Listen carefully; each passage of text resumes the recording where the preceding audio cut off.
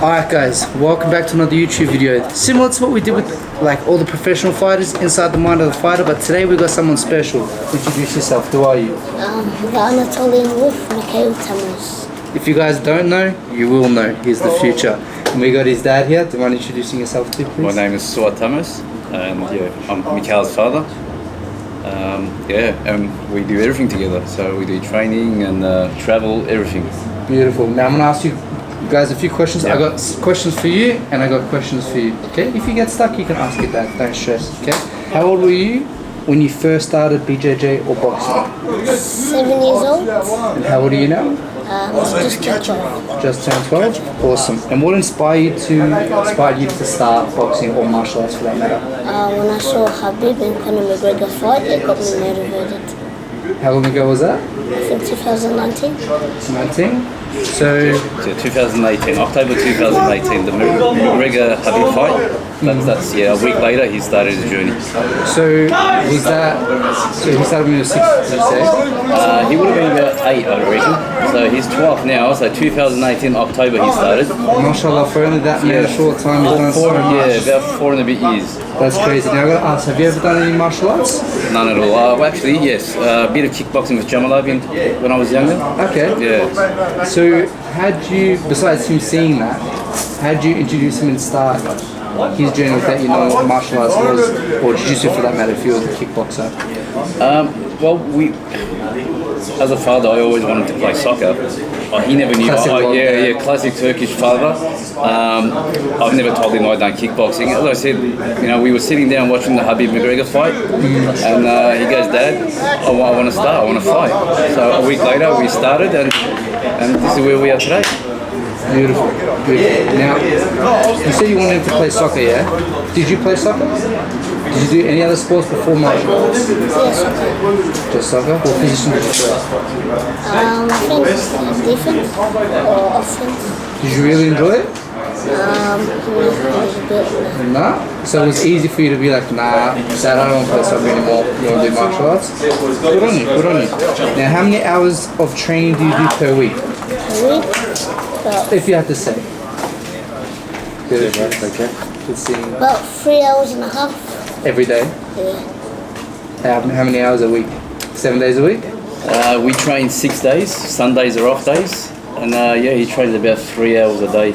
On his roughly. off days, do you just let him do whatever he wants? Or do you do like specific stuff on his off days? We go fishing. He's into fishing now. Go fishing? So we started a bit of fishing. So Have you caught anything yet? Ooh, I suck at fishing. I can't even spend time fishing with my dad. I find it boring. But mashallah, it's good. It's good. What's your short-term goals right now? Short-term goals? What's something you want to do this year? National champion in jiu-jitsu, national champion in wrestling, and national champion in boxing. Mashallah. And what's your long-term goal? Inshallah, become pro. Pro? Yeah, pro and be undefeated. Hell yeah, hell yeah. Now, when did you realize Mikhail had something special about him? Like you enrolled into martial arts after the Habib and McGregor fight, but look at him now, he's accomplished crazy amount of things, mashallah. When did you realize that he had something special about him? probably 6 months into his training. 6 months. His coach came up to me and he said, he's got a bit of talent. He's at this age. He goes, he's really got some potential, and that was it. That's when I started putting more effort into him. And so he's just naturally talented. So whatever he does, he makes sure he does it perfect. He trains really hard for it. So if he sees a move, he must do that. So an example, he saw his coach Burak at the Nationals do that helicopter armbar. So that week he came up to his coach and he said, "Coach, can you please show me that move?" So Burak showed him, and that weekend we went up to Sydney for the Sydney Cup, and he told his coach that he's going to do it. First fight, first move. That's sick. Make sure you send me the video so I can put it here too. Tell us a little bit more about his upbringing, if you don't mind. Mikhail was one of obviously my youngest. He's my youngest. How many kids do you have? I have 3. I have a 24-year-old, I have a 23-year-old and a 24-year-old. Do they do martial arts too or no? No, they don't. He's the only one. He came later on in 12 life. He's 10 years later. Surprise. Yeah, it was a surprise baby. So, yeah, he's now the joy of my life, and yeah. But in terms of like his mental, like how strong he is mentally and how he is now and how he conducts himself, is there anything you can attribute to that with his upbringing that makes him like that? Obviously, you've raised a very, very well son, but what did you do to get him this well, this good? Anything you can do? Yeah, look, I don't know. We as I said, we spend every second, every minute that we have besides school, we spend it together. We do things together. Obviously, who we train with, they're all good role models. Burak, his boxing coach, Hamad Jalil. You know, there's not much I really do. We just, you know. Would you say that father-son relationship is very important?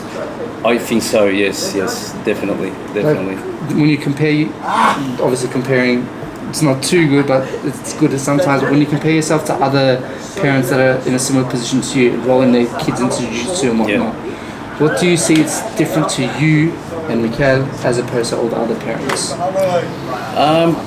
Well, one thing, we as I said, even with training, I don't know much, but what I see and what I learn, I try to help. I don't get much involved in competitions, as in I love going to comps, but I don't coach him. He doesn't like being coached by me, and I'm not a coach to coach him anyway, so I stay away from it. He does his own thing, and most of the parents that I see at competitions, and it's really, really embarrassing, and it's just, you know, they're gonna find it hard not to get involved? Sometimes, look, it's hard not to get involved, but I think you just let it go, you know, just, they're kids, they should be having fun, and I think most of the parents put so much pressure onto their kid, and their kid just breaks, and I've seen a lot of kids just quit jiu-jitsu or boxing because of all this pressure. So, now, on top of that, I want to ask, is there any physical and mental gifts that you can say that you see in Mikael? Like, you know how some people are just like super strong or physically like attributes like that. Is there anything that stands out about Mikael that you know? Oh yes, he's strong as an ox. He's very, very strong. That's one of his strengths, obviously, in his fights, when he's just very strong, very flexible, and for a like at the age of 10, he had. I'll give you pictures. At the age of 9 or 10, he had a six-pack, and this is, you know, supreme conditioning. Yeah, you know, he just trains. Nah, that's good. Yeah. That's good. Always training, yeah. Now, because you always train, I gotta ask: do you ever feel unmotivated, lazy? Always. It's just I just push myself to keep going. Good. Discipline attribute. Well done. What advice could you give to other kids to be an exceptional martial artist like you are? Well, when people put you down, use it as motivation. But when people at school or anywhere, I just use it as motivation and prove them wrong. Like a lot of people didn't expect me to win Abu Dhabi, and I just wanted to prove them wrong, and I did. Good. Do you have any role models that like taught you that type of stuff? Obviously, your dad's one of them. Do you have other role models or people that inspire you? Habib, always look up to Habib, one of the main ones. Awesome. How do you prevent Mikael from losing interest or burning out, in a sense? I always chat to him, ask him questions, you know, if he's tired, if he's burnt out, if he needs to do something else. But mashallah, he's always motivated. He just loves martial arts, just loves fighting, full stop. So just like little check-ins here and there? Of course. We always chat, we sit down, we even go to dinner sometimes, father and son, and we talk, and I try to see, you know, if there's a problem or what I need to do to him to help out. And good shoes, right? Good seeing you. Thanks so much. Good shoes, superstar. So yeah, regular check-ins like that. Absolutely. Just ask questions and see if there's a problem and try to deal with it, you know. But as I said, mashallah, he's always interested, never wants to miss a training. You know, as I tell him sometimes, let's take a day off, and you know, never. That's so good. Now, what advice could you give to parents that would love for their child to be an exceptional martial artist? I know we talked about bonds. I know you talked about check-in here and there. But parents that, like, let's say their child is just born, they want them to be a martial artist, an MMA fighter or anything, but they're just like 6 months old, but they've already planned for their future. What advice could you give to parents like that? Look, you just obviously I don't know. I wouldn't know what to say at the age of 6 months, but when they get older, 8, 9, 10, you just got to support them. You know, be there for them. You know, and deal with their problems. Don't put pressure on your kid. That's one thing. Parents put a lot of pressure. One thing parents are going to understand is not everyone's going to be a world champion. I'm not saying that Mikhail's going to be a world champion. We are trying for that. That's what our aim is. But that doesn't mean he's going to be a world champion. But this is where parents are going to just relax, enjoy it, support their kid in their journey. Win, lose, doesn't matter. You know, I see parents, as I said, when their kids lose, they take a tantrum, and it's just not nice. Just you know, you see the kid crying after that. It's just things like this. Just parents are going to just relax and enjoy it as well. Enjoy the moment.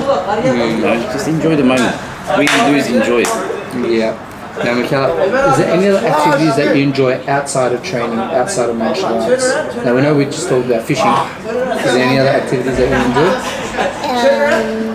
I like chess. This one here? I saw you play before, you almost won. I like. Have you ever seen that? Ooh, maybe that's on the to-do list. I want to see who's better on that one. Yeah, I like soccer a lot. I like a bit of basketball.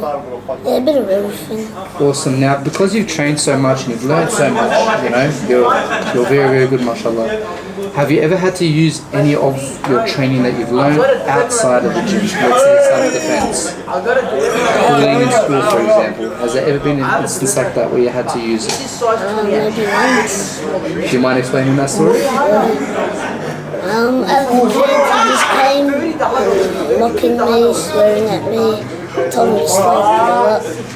Didn't stop, I said stop, and then he pushed me, he went from there. And then after the teacher came, stopped it, and after then I said I'm sorry, and then he said I'm sorry. Okay. Well done, well done. Now, do you worry about external influences like that? Like, obviously, you can only control so much as a parent. When he's at school, for example, there's drug influences, peer pressure, bullying, alcohol, especially as he gets older. Yeah. Do you worry about those things as he's getting to those teenage years? Absolutely, absolutely. This is a big problem at the moment. You know, drug use at school, smoking. Like even now, like you've got 13-year-olds vaping. You know, at school, and this is always a worry. And yeah, and this year we were supposed to be homeschooling him, but yeah, it didn't work out. Yeah, but that's one of the plans that I will be homeschooling him because of this problem at school at the moment. Especially when he gets into the high school? He's at high school. He's in year 7 this year. Okay. So yeah, at the moment, and I see each time I go to pick him up from school, kids are either smoking at a young age or vaping, and God knows what else they do. So I don't know, and I definitely, obviously him being an athlete, I'm sure he's not going to get into all that, but I have to some sort of control it so it doesn't happen, because you can lose your kid in a day, just like that. You know, 1 minute is this, and the next minute, if you don't look focus on these sort of things, I've seen kids disappear in overnight. You know, clean, good kids, bad friends, and boom, it's gone. Yeah, makes sense. Yeah. Now, you've got the social media called ANATOLIAN. You know, he's got a social media presence. Yes. People actually know who he is that aren't family members or friends. Do you reckon that affects him at his age? And do you reckon there's a negative impact from that?